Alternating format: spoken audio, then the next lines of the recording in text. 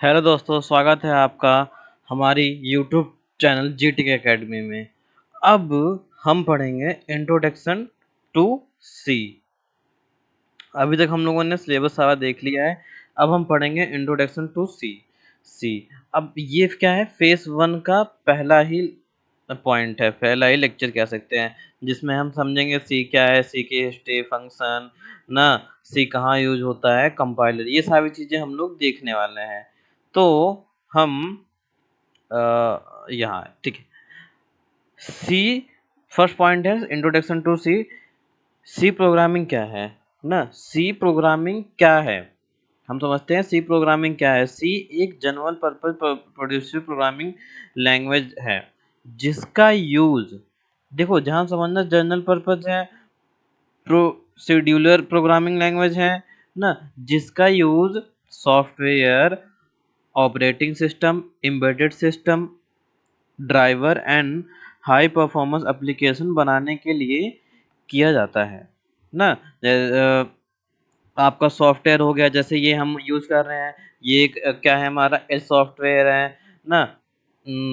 Chrome हो गया, ये हमारे सॉफ्टवेयर होते हैं ना। एम्बेडेड जो होते हैं, ड्राइवर्स जो होते हैं, जैसे ड्राइवर हम आप कहते हैं ना कि ये वाला ड्राइवर डाउनलोड कर लो, एनरिच डाउनलोड कर लो, वीएस कोड, ये सारे जो मतलब वाईफाई ड्राइवर हो गया, ये सारे ड्राइवर होते हैं।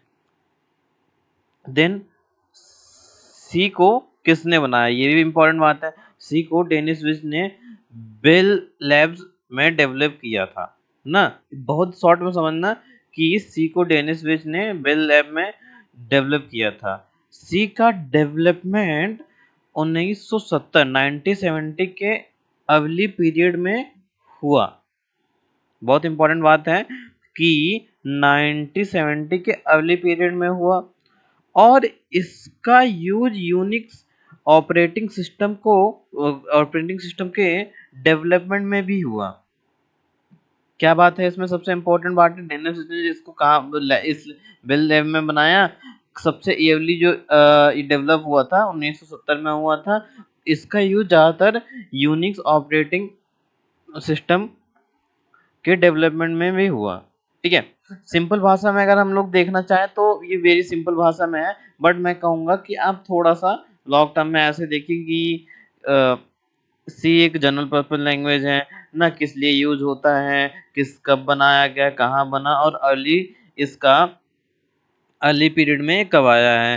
नहीं तो C is a general purpose procedural and structured programming language used to develop fast and efficient software, ये इसका एक वन लाइन आंसर होता है। देन हम देखते हैं हिस्ट्री।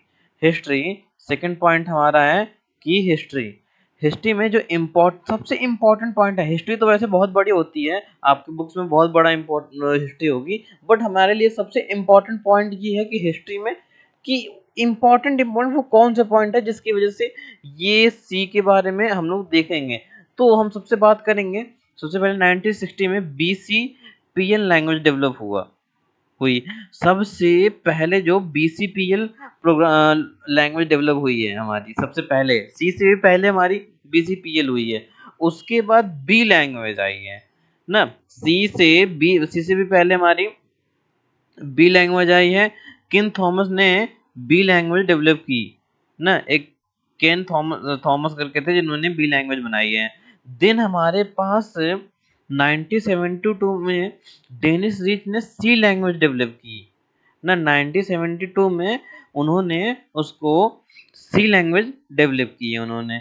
फिर आगे देखेंगे, नेक्स्ट इम्पोर्टेंट पॉइंट क्या है, सी को initially Unix operating system develop करने के लिए यूज किया गया ना। सी को इनिशियली स्टेज पे यूनिक्स ऑपरेटिंग सिस्टम डेवलप करने के लिए यूज किया गया। अब यूनिक्स सिस्टम क्या होता है आगे हम बताएंगे। बाद में सी एक वाइल्ड यूजर, सॉरी क्या है, बाद में सी एक widely user general purpose programming language बन गई। बाद में जब देखो, हमने पहले BCPL लैंग्वेज आई, चलो ठीक है बहुत अच्छी बात है, फिर बी लैंग्वेज आई, चलो कोई बात नहीं, सी लैंग्वेज भी आ गई, अच्छी बात है। इसका basically use Unix operating system बनाने में किया जाता था, लेकिन अब कुछ टाइम बाद ये world user general purpose language बन गई ना, मतलब बहुत ज़्यादा इसकी डिमांड बढ़ गई। तो फिर अब जब डिमांड बढ़ गई तो इसके बहुत सारे फीचर भी आए होंगे ना, तो क्या क्या फीचर आए इसमें देखते हैं। सी की मेन फीचर क्या है, बहुत इंपॉर्टेंट फीचर देखेंगे। जैसे सबसे पहले क्या है कि ये सिंपली बहुत सिंपल वे में है ना, बहुत सिंपल ये है हमारा।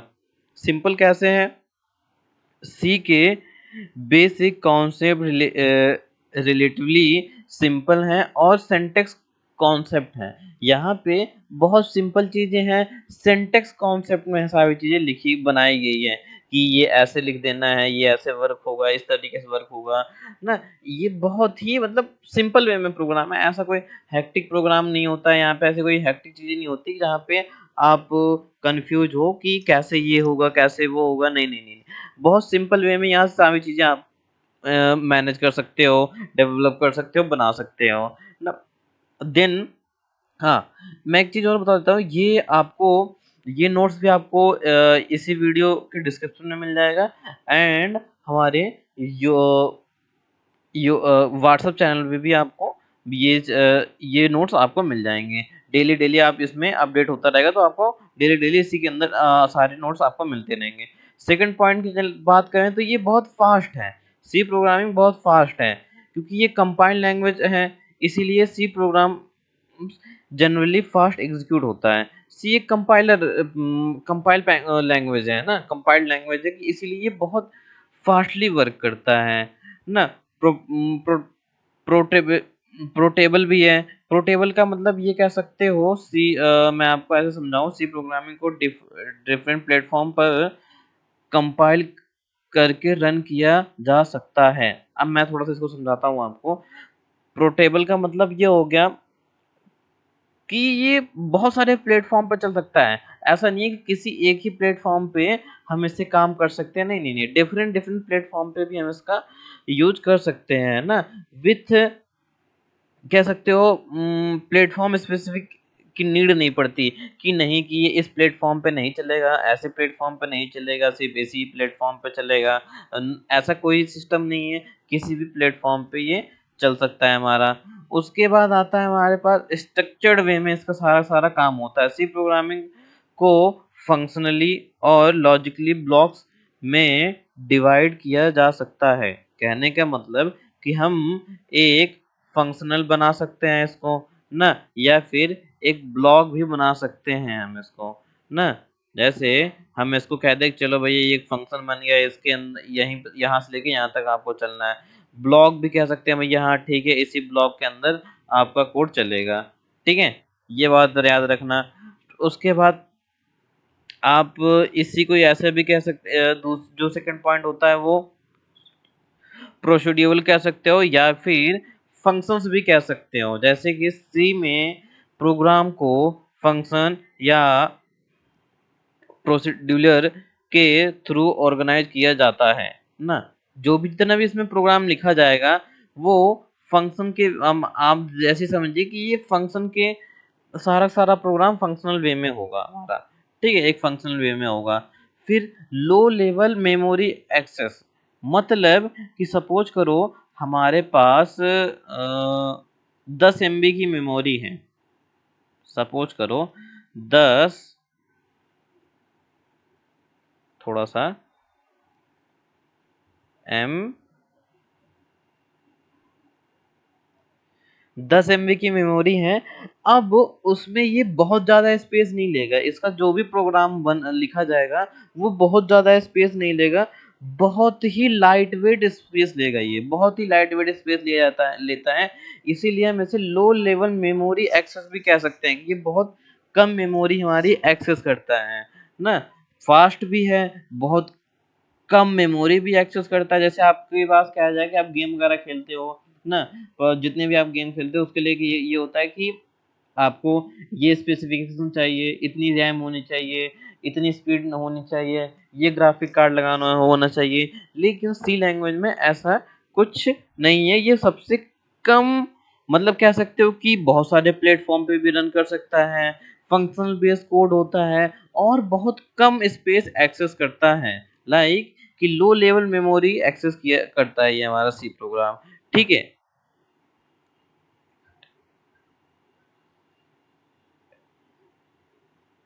उसी के साथ साथ हम लास्ट पॉइंट की बात करें तो एक्सटेंसिबल भी है ये। सी में लाइब्रेरी और custom function through out functionality extend की जा सकती है। मतलब कि अब इसको अगर आपको ना ज़्यादा समझ में आए तो कोई दिक्कत नहीं है, हम जब प्रोग्राम बनाएंगे तो वहाँ पे आपको थोड़ा सा मतलब विद प्रैक्टिकल भी एक्सप्लेन कर देंगे, बट मैं फिर भी आपको यहाँ पे एक्सप्लेन करता हूँ कि सी में लाइब्रेरी और कस्टम फंक्शन, मतलब कि अगर कोई फिक्स फंक्शन बनाया है तो ऐसा नहीं हम उसी का यूज करके काम कर सकते हैं, नहीं। कस्टम फंक्शन मतलब कि हम अपने फंक्शन भी इसमें बना सकते हैं ना, खुद का भी फंक्शन हम यहाँ पे क्रिएट करके और मतलब बना सकते हैं, यूज कर सकते हैं ना, एक्सटेंड कर सकते हैं, बहुत सारे ऐसे कस्टम भी फंक्शन बना सकते हैं ना। फिर नेक्स्ट टॉपिक पे चलते हैं, सी कहाँ यूज होता है। सबसे इम्पोर्टेंट बात है कि अगर सी हमने चलो बहुत ज़्यादा पढ़ ली, बहुत अच्छे से सी पढ़ ली, तो सी का सबसे ज़्यादा यूज कहाँ होने वाला है ना, सी से हम बनाएंगे क्या।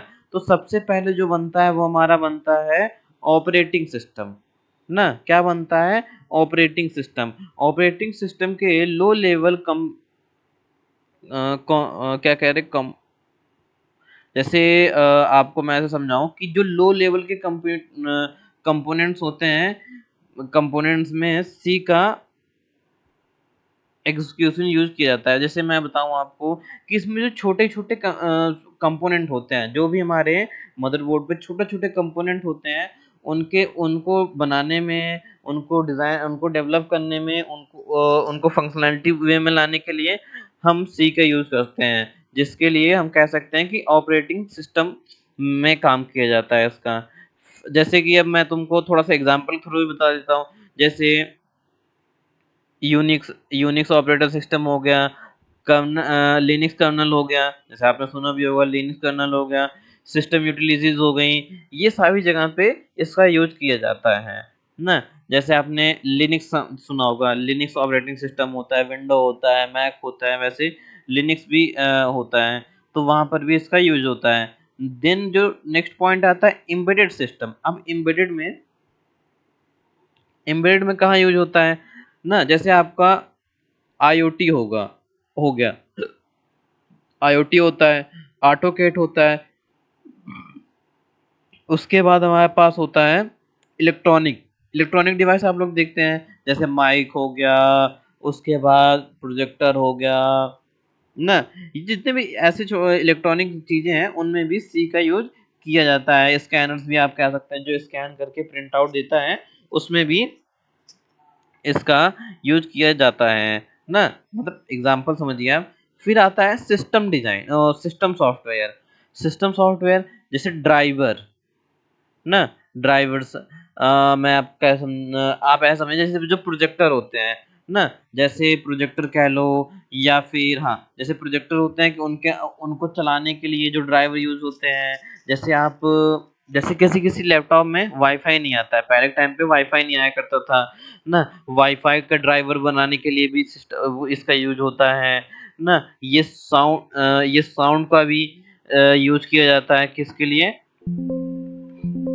मतलब साउंड ड्राइव बनाने के लिए, लाइट चेंज करने के लिए, इसके लिए भी ड्राइवर यूज होता है ना। ब्लूटूथ ब्लूटूथ कनेक्ट करने के लिए ये भी ड्राइवर होते हैं, वाईफाई कनेक्ट करने के लिए ये भी ड्राइवर ही बनाया जाता है। ठीक है, तो ये सारे सॉफ्टवेयर मतलब सिस्टम सॉफ्टवेयर बनाए जाते हैं। उसके साथ साथ ये इसका यूज गेम डेवलपमेंट में भी किया जाता है।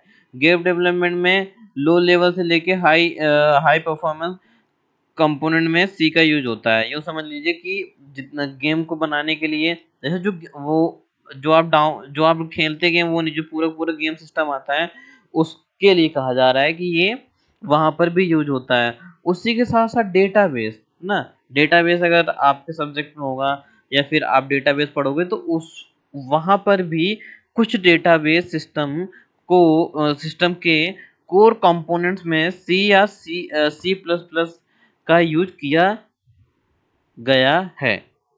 सी या सी प्लस प्लस दो, सी और सी प्लस प्लस दो लैंग्वेज होती है ना। अब इसके बारे में नहीं देखेंगे, मतलब ये समझिए इन ये सब एक ही कह सकते हो। जैसे हमारे बड़े भाई हम ये सब एक ही है, वैसे ही सी और C plus plus C sharp ये सारे एक ही हैं, बस कॉन्सेप्ट अलग है, तरीके अलग हैं। तो डेटाबेस में भी इसका यूज किया जाता है ना, सी का यूज किया जाता है। मतलब कुछ डेटाबेस में, ज्यादातर डेटाबेस में नहीं यूज होता है, कुछ कुछ डेटाबेस में यूज होता है। नेटवर्किंग सबसे इंपॉर्टेंट बात है, नेटवर्किंग।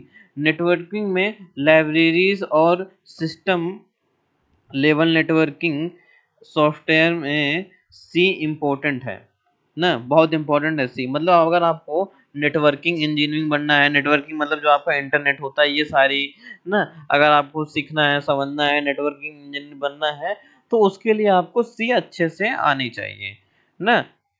वहां पर भी सी का यूज होता है। देन आगे चलते हैं। अब एक चीज आ रही थी, कंपाइलर क्या होता है ना। जैसे अब यहीं पे कहीं लिखा गया था कि फास्ट क्यों है, क्योंकि सी कंपाइल्ड लैंग्वेज है ना। तो अब कंपाइलर क्या होता है इसको भी देख लेते हैं हम ना। कंपाइलर क्या होता है, सी एक कंपाइल्ड लैंग्वेज है। हम जो कोड लिखते हैं, अब कंपाइल्ड मतलब समझो कि जो हम जो कोड लिखते हैं, सपोज करो हमने एक सोर्स कोड लिखा है, अब वो कंपाइल होगा। ठीक है, कंपाइल मतलब कंपाइल जब होगा, तो जब वो कंपाइलर चलेगा हमारा, तो क्या होगा, मशीन या एग्जीक्यूट कोड होगा, देन हमारा रन होगा। जैसे कि मैं एग्जांपल के थ्रू आपको समझाता हूँ कि मान लो एक हेलो डॉट सी नाम का हमने एक प्रोग्राम बनाया। अब वो क्या होगा, पहले कंपाइल्ड होगा, ऐसे नहीं कि डायरेक्ट हमारा वो रन हो जाएगा, पहले वो कंपाइल्ड होगा। कंपाइल्ड होने के बाद जब भी कोई प्रोग्राम चलेगा, पहले वो कंपाइल्ड होगा, उसके बाद सेम नाम की वो एक EXE फाइल बनाएगा। क्या बनाएगा, EXE फाइल। जैसे hello डॉट सी हमने एक फाइल बनाई थी अपने सोर्स कोड की, लेकिन अब जब मशीन क्या करेगा, वो hello डॉट एक EXE फाइल बनाएगा, क्योंकि कोई भी सिस्टम होगा है, कोई भी सिस्टम है, वो EXE फाइल समझता है ना, EXE फाइल को समझता है, देन हमारा आउटपुट आता है। तो बस इतना ही समझना है कि सबसे पहले हमारा सोर्स कोड कंपाइलर के पास जाएगा, मशीन के एग्जीक्यूशन टाइम पे वो क्या करेगा, EXE फाइल जनरेट करेगा, देन हमारा आउटपुट आएगा। ठीक है, इसी के बाद आता है कि चलो कंपाइल हो गया, जैसे यहाँ पे रन लिखा था, तो अब रन को भी समझ लेते हैं। कभी कभी ये भी आता है कि कंपाइल और रन होता है क्या है, तो उस कंपाइल और रन को अच्छे से समझा पाओगे। सी का प्रोग्राम कैसे रन होता है, सबसे इम्पोर्टेंट बात होगा कि चलो ठीक है, ये कंपाइल तो हो गया, लेकिन सी का प्रोग्राम रन कैसे होगा। तो हमने जो राइट कोड किया है उसको हम सेव करेंगे। सबसे इम्पोर्टेंट बात ये याद, अब देखो मैं समझाने जा रहा हूँ कि चलो कंपाइल तो हो गया, चल गया, मतलब कंपाइल हो गया तो आउटपुट हमें मिलेगा, लेकिन सी का प्रोग्राम रन कैसे होगा। हमने जो भी कोड लिखा है उसको हम क्या करेंगे, सेव करेंगे डॉट सी फाइल से ना। जैसे मैंने यहाँ पे बताया कि हेलो डॉट सी, वैसे ही अब हम यहाँ पे सी फाइल डॉट सी फाइल नाम, जो भी हमारा नाम होगा उसके आगे डॉट सी लगाएंगे, जिसका मतलब सी फाइल हम देंगे। देन हमारा कंपाइल होगा। कंपाइल होते समय दो चीजें आती हैं, या तो वो होगा कि कंपाइलर एरर देगा ना। तो अब देखो कंपाइलर या तो एरर देगा या तो नहीं देगा ना। कंपाइलर या तो एरर देगा या तो नहीं देगा, दो बात होगी। कंपाइलर अगर एरर देता है तो क्या होगा, नहीं देगा तो क्या होगा। जैसे आप ऐसे समझो कि हमने कोई चीज डाउनलोड की, जैसे हमने एक इमेज डाउनलोड की, ऑनलाइन इमेज हमने एक डाउनलोड की, या हमने कुछ भी डाउनलोड किया। अब उसको डाउनलोड करते समय ही हमारा सारा सारा फाइल चेक हो जाएगा कि अरे ये डाउनलोड होगी कि नहीं होगी, इनके सिस्टम में चलेगी कि नहीं चलेगी, वो उसी टाइम पे चेक हो जाती है ना। मतलब यूजर को आउटपुट दिखाने से पहले ही वो कोड चेक किया जाता है।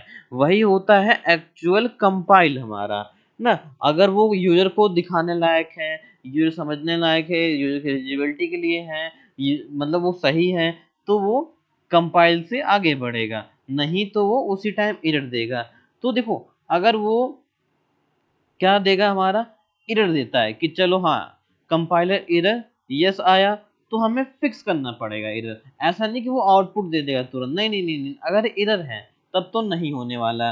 अगर कोई फाइल हम डाउनलोड कर रहे हैं इंटरनेट से, अगर वो गलत है या फिर वो किसी कारणवश नहीं हो रही है, गलत है, तो जब तक वो चीज़ सही नहीं होगी तब तक हम डाउनलोड नहीं कर सकते हैं। लेकिन अगर कोई एरर नहीं आता है तो तुरंत एग्जीक्यूट हो जाएगा हमारा क्या, आउटपुट मिल जाएगा हमें, तुरंत एट अ टाइम हमें आउटपुट मिल जाएगा। ठीक है, मेक श्योर आपको ये दो बातें याद रहेगी कि कंपाइल कैसे होता है। जो भी प्रोग्राम बनाया जाता है वो पहले कंपाइल होता है, देन exe फाइल जनरेट होती है, देन आउटपुट आता है। लेकिन सी प्रोग्राम को मतलब सी प्रोग्राम रन कैसे होगा, उसके लिए सबसे पहली इंपॉर्टेंट बात है कि हम जो कोड लिखेंगे उसको सेव करेंगे, देन कंपाइल कराएंगे ना। रन भी अगर आप करा देते हो तो ऐसी कोई बड़ी बात नहीं कि रन कर वो डायरेक्ट रन करेगा, नहीं। अगर जैसे सपोज करो एक है हमारे पास दो बटन है, दो बटन है, एक तो हो गई हमारे पास कंपाइल की बटन है, एक हमारे पास कंपाइल की बटन है, और एक हमारे पास है रन की बटन ना, एक हमारे पास रन की बटन है। अब अगर हम कंपाइल करेंगे तो वो ओनली चेक करेगा कोड सही है कि नहीं है, लेकिन अगर हमने रन कर दिया तो पहले वो कंपाइल ही करेगा, पहले वो कंपाइल करेगा, देन हमारा आउटपुट देगा। ऐसे नहीं कि विदाउट कंपाइल किए हमारा प्रोग्राम चल जाए। ठीक है, मेक श्योर आपको ये बातें याद रहेगी ना। अब हमें क्या करना है, हम ये समझ गए अच्छे से, तो अब हमें देखो, अब हमें इन्वायरमेंट सेटअप करना है। इन्वायरमेंट सेटअप करने के लिए मैं ऑन जिनके पास लैपटॉप है उनके लिए भी बताऊंगा, जिनके पास फ़ोन है उनके लिए भी बताऊंगा, जिनके पास वो जो चाहते हैं कि ऑनलाइन काम करना, जिनके पास मतलब लैपटॉप नहीं है, अगर किसी के पास पर्सनल फ़ोन नहीं है तो उनके लिए भी मैं चीज़ें बताऊंगा। सबसे पहले हम चलते हैं डेस्कटॉप के लिए। डेस्कटॉप के लिए सबसे पहले हमारे पास मिन जी डब्ल्यू इंस्टॉल करना है, मिन जी डब्ल्यू। तो हम लिखेंगे यहाँ पे मिन जी डब्ल्यू इंस्टॉल, सिंपल लिखना है। उसके बाद आपको एक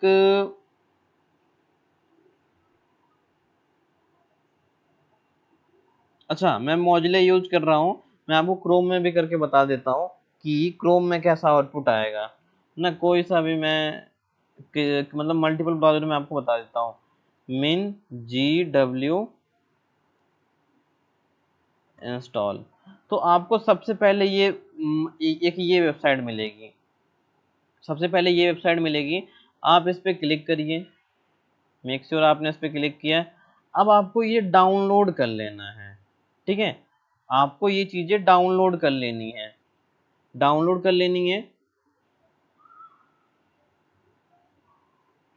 डाउनलोड पर क्लिक करते हैं, थोड़ा सा टाइम लेगा। अब ये 3 2 1 0 can you download automatically, yes.